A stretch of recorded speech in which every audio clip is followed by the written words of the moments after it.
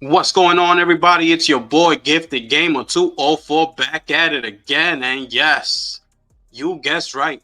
Today, we got another banger for y'all, man. So if you're new to the channel, please don't hesitate to hit that subscribe button, hit that like button, hit that share button as we keep on rolling right into today's video. Now, check this out, man. First of all, shout outs to all of y'all, man, who've been rocking with me. I appreciate you. We're going to keep grinding. We're going to keep growing because that's what we're doing over here. Now, let's get straight into this video, right? We got some breaking news. I know I'm a little late, but I had something to do this morning. All right. So, here we are.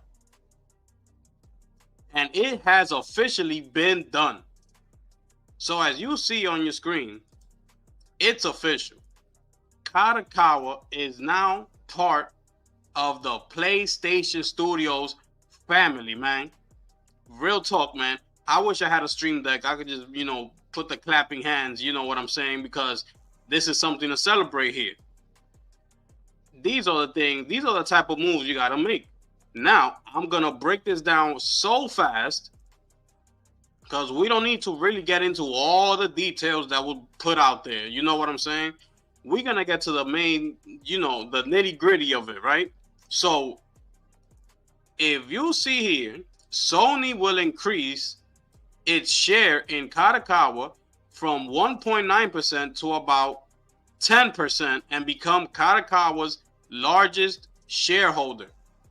Sony will acquire 12 million new Kadokawa shares for approximately 50 billion yen, which is equals to 318 million US dollars.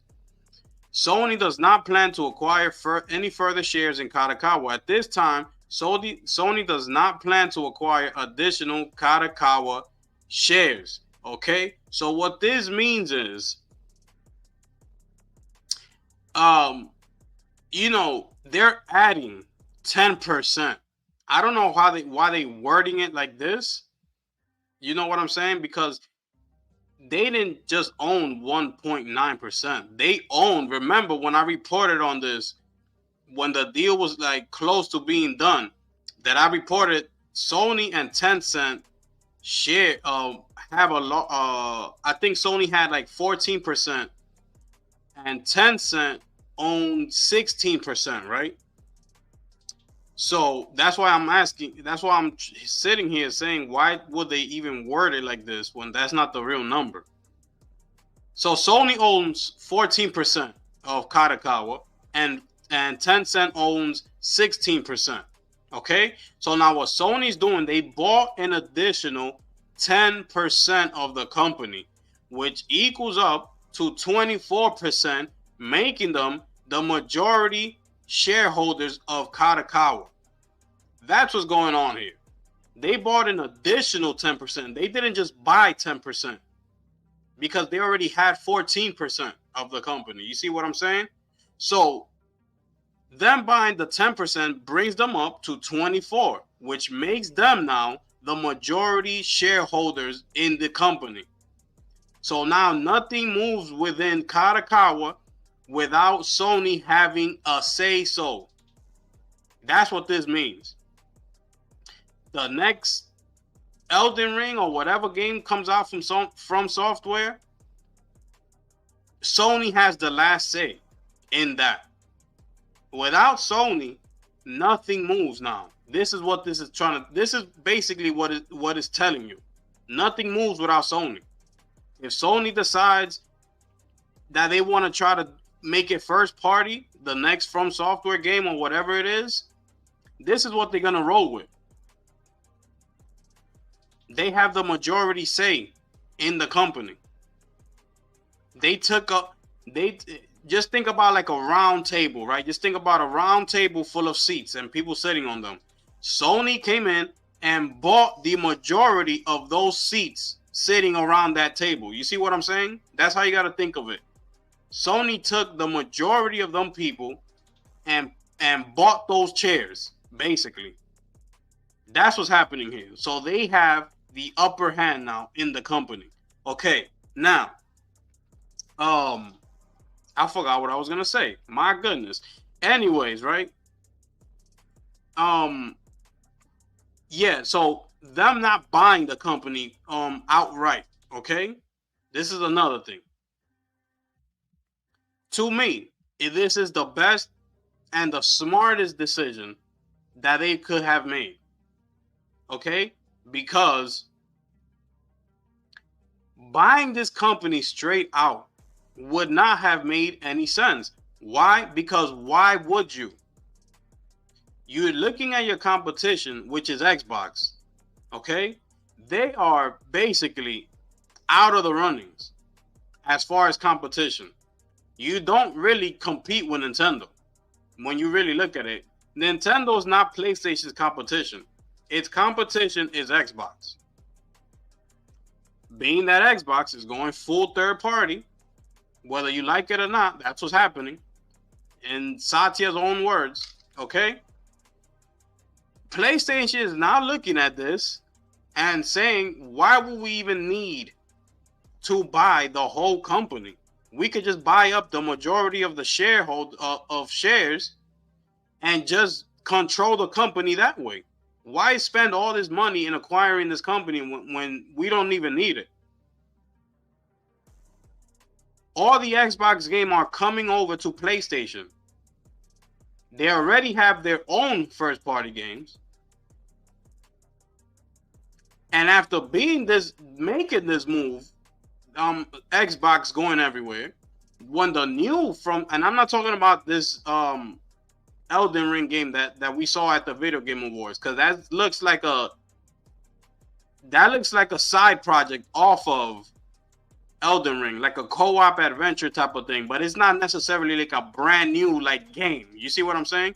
I'm talking about when they finally decide to make a brand new From Software game, right? The shareholders in the room might just agree with Sony and be like, let's say if Sony says we just want to keep this one in house and on PC, we're not gonna ship it over to Xbox.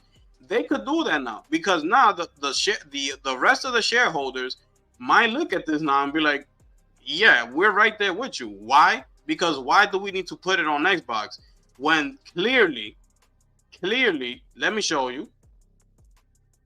Why would we need to put it on Xbox when clearly this is happening? So they're gonna look at Sony and be like, yo, bro, whatever. You want to keep it on PlayStation and on PC? Day one, we with you right there. We don't see the need to put this on the Xbox platform. We don't see the need. We don't see the need. When you look at these numbers right here, this is absolutely ridiculous. Look at this. A 29% year-on-year drop in the Xbox Series spending for the month of November. And every month that we keep reporting on Xbox, you could just backtrack and just keep going back in months. Every month, the sales are just declining every single month. We have not seen one positive month that be like, oh, we saw an increase this month from Xbox. We have not seen that. All we've seen was negative. They're not going to ship in this market anymore. They're not going to sell Xbox in this market anymore. Negative. Everything is negative. So when PlayStation is going to look at this, and if they decide, I'm not saying they are, okay? If they decide to say, you know what, we're going to keep this next From Software game in-house. It's only going to be for PS5 and PC, and that's it. The shareholders are going to agree with Sony and say, yeah, we right there with you. Because looking at these numbers, we don't see the need to even try to put it on Xbox. I mean, what they going to sell over there? Those people don't buy games. They don't have consoles. All they know is Game Pass. That's all they know. It's Game Pass. Because that's what Xbox has trained them all to know, is Game Pass. So those people already, you're already seeing them, that they're already saying, oh, but I thought they were going to buy the whole company. It's not as bad as we thought it was going to be, yada, yada. They need to think again and look at it the way I just explained it to you. This, I'm pretty sure, this is why they did not decide to buy the entire company. I'm pretty sure. Especially after seeing that whole campaign when they first dropped it and they started seeing that they're shipping their games over to PlayStation, and Satya's annual report, Phil Spencer coming out with Bloomberg and the Rolling Stone magazine. They saw all this happening. What do you think? They didn't see it? They, just like we saw it, they saw the same thing. As the news was breaking, they saw everything. And the negotiations for this company was going on during that whole time. So what you think is happening inside that room when they're negotiating? They might have backtracked and said, wait a minute, why would we need to buy the whole company? Let's just buy up more shares, take control of the company, and that way we win. We're winning regardless. We're gonna win regardless. It doesn't matter. We're gonna win. So this is the right move. Instead of spending all that money in acquiring the full company, which makes no sense now, seeing that what Xbox is doing, do it this way. And that's what they did. And it's the right thing to do. So I applaud Sony for doing that. So again, congratulations to Sony and for making it official. Kadokawa is part of Sony PlayStation Studios. Whether you like it or not, they're in. Now, whether they're gonna actually put the logo on it, like the PlayStation Studios and things like that, I don't know. But as far as if they put the games on Xbox, PlayStation will get the majority of those sales because they're in-house. PlayStation owns Kadokawa. They own the majority of the shares. So you could take it how you want it. You see that any way you want to see it, you want to take it. It is what it is. They're part of the company. Point blank, period. Anyways, let's move on, right? Let's move on. Because I told you, right, that this year's Game Awards was going to break records. I told you that. I remember in the video I made prior to the Game Awards, I mentioned it. I said, I have a feeling that these Game Awards are going to break records. There was so much hype around it. So much going on. And I told you that it will be a mistake for Xbox not showing up, because it was already rumored that they weren't going to show up, being that they have their own showcase coming in January. And here we are. The reports came out and they had over 154 million watching their live stream, breaking the record. I think I read that it had more views than last year's Super Bowl. Think about it. It had more views than last year's Super Bowl. The granddaddy of them all. So shout outs to Jeff Keighley for because he actually pulled it off. So he deserved this. Hopefully, he learned from his mistakes in the past. He looks at this specific Game Awards, see how many people were tuned in because of the hype, because we knew that certain things were going to be mentioned. He didn't put a lot of indie game studio ads in there like he usually does, just wasting time that people really don't want to see. I understand the theory behind it. I do get it. You gotta show love to some indie developers. I get it. And I've always said it, like, I get it.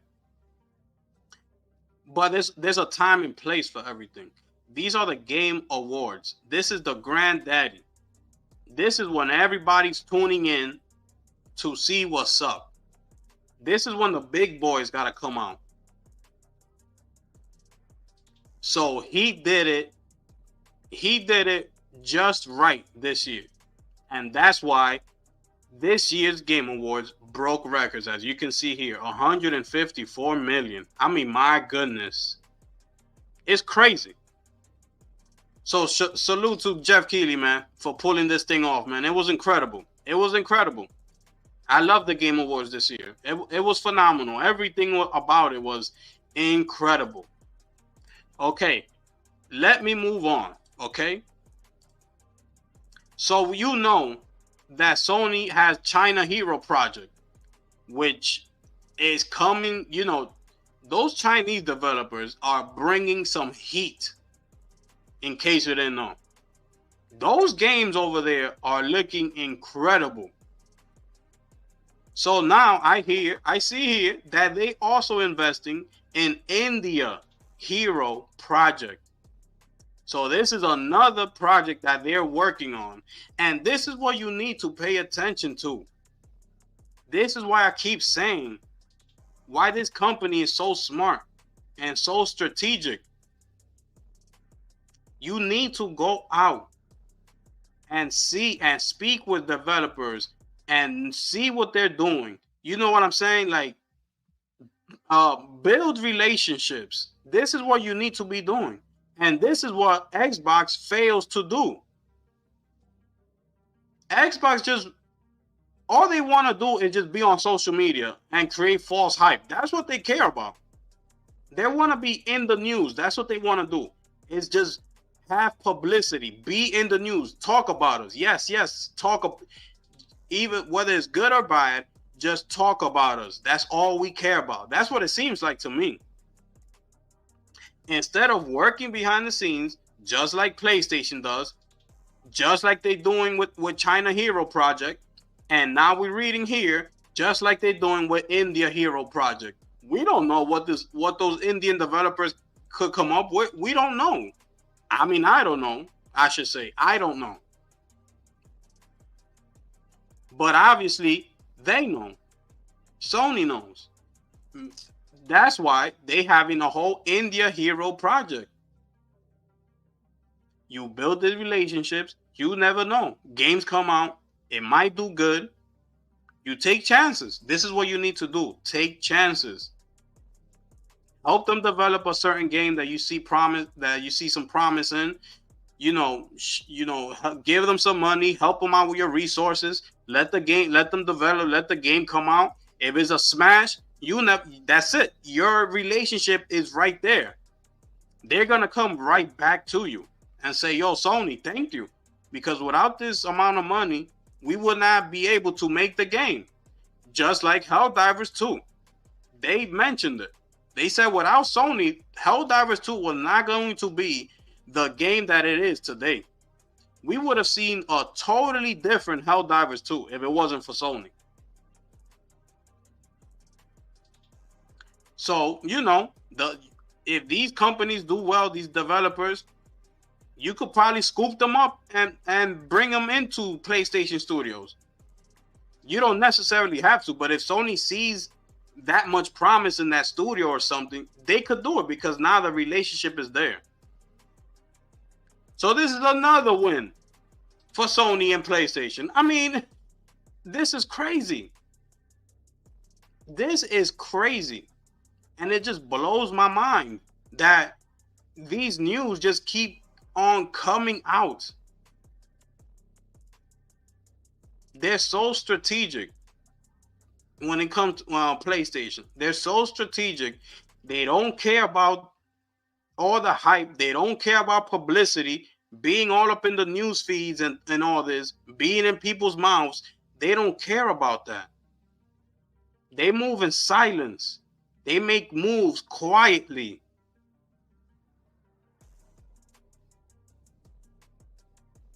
This is crazy, man. This is crazy. I'm going into my last topic of this video, man. Because as usual, I save the best for last. Oh, yes.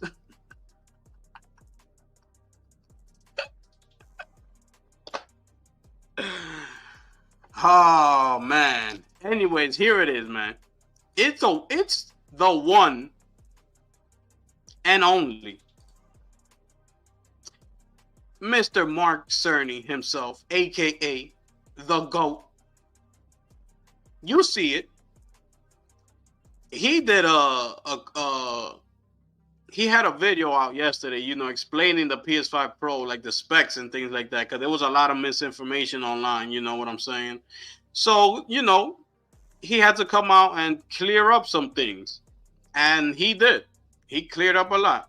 But the one of the most important things that came out of that presentation, PS5 Pro lead architect Mark Cerny unveils codename Amethyst, machine learning collaboration with AMD. Oh my. So he said here, Mark Cerny started off the presentation as sort of a bits and bytes talk to principally focus on the GPU for the PS5 Pro and why it matters, as it's been some 7 years since the beginning of the PlayStation 5 journey. It's been more than enough time for the technology advances to need that additional power to make the most of the console generation.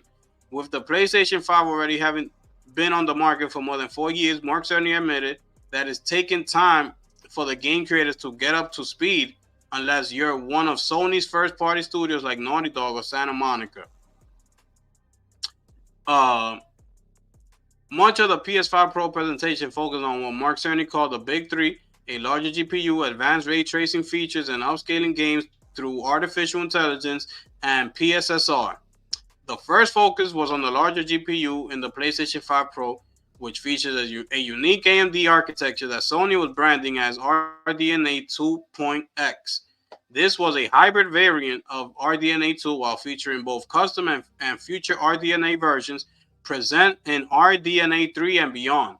This is combined with a GPU that features 66% more workgroup processors, or WGP, compared to the graphic solution present in the existing PlayStation 5. Okay, Sony wanted to emphasize that they decided against fully upgrading the system architecture to RDNA 3 because they did not want to have two separate game packages or versions between the PlayStation 5 base and Pro models, not unlike Microsoft Xbox Series S and X solution. I mean, this is incredible. I mean, it's incredible. Let's keep going, man. I don't even know. I have no words for Xbox. I have absolutely no words. There's nothing positive that I can say about Xbox. I mean nothing. This is ridiculous. Oh my goodness, man. Let me get to the point, man. Let me get to this point, man. If y'all didn't watch that presentation, I'm gonna leave it in the description below. It's a pretty lengthy presentation, and you're gonna have to be in that thing because Mark Cerny be talking numbers and things that I was like, I was like, huh? But the thing is that he's so good at his job, at his career, at what he does. He's so passionate. He understands what it takes to build something great. When you listen to that presentation, you could just see it. When somebody's like passionate about something, you could see it. And when I see him presenting all this stuff and talking about it, that's what I see. I see greatness. Oh my goodness. Anyways, man. Where was it? PSSR, is it here? While details are somewhat scarce compared to the PlayStation 5 Pro deep dive, Amethyst is a culmination of a unique collaboration with AMD to create a democratized library for machine learning built upon multiple generations of RDNA and Sony Interactive Entertainment's research and development. Mark Cerny likened the potential of this collaboration to developing a sort of a neural network focused on graphics for gaming. This is where the future hardware architectures for both machine learning and AI will be integrated and allow developers to use these resources and perhaps guide the technology into unanticipated direction. Sony made a key point that this collaboration will be developed in parallel between the two companies, with developers having the ability to draw from libraries, rather than this being some matter of proprietary technology solely for Sony. Amethyst is intended to bring broad machine learning across a variety of devices. It's definitely an intriguing initiative, though it's unclear when we'll see it bearing fruit in actual games. So that's them talking about the project Amethyst. Okay, this is for the PlayStation 6. So Mark Cerny is going to be working hand in hand with AMD to come up with the best possible console. The PS6 is going to be out of this world, and it's going to work hand in hand. They're both using each other's resources to create something great. This is not just, this is just not a partnership just for Sony, like just to create Sony's PlayStation 6. This is not what this is about. That's what they were talking about there. This is going to be for both of them, for Sony and AMD. They're both going to be, utilizing these things and creating something great for each other. So AMD is going to come out with something out of this, and PlayStation is going to come with something out of this. They're both in it together, 50-50.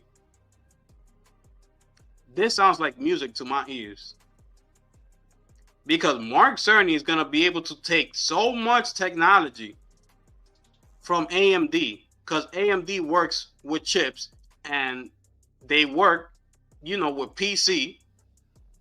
So Mark Cerny is going to learn so much from AMD. He's going to take so much knowledge and he's going to bring that over to PlayStation 6. Y'all better get ready, because when this PlayStation 6 comes out, I think if they come out with the right amount of launch games, because this is to me is going to be key. This is going to be key.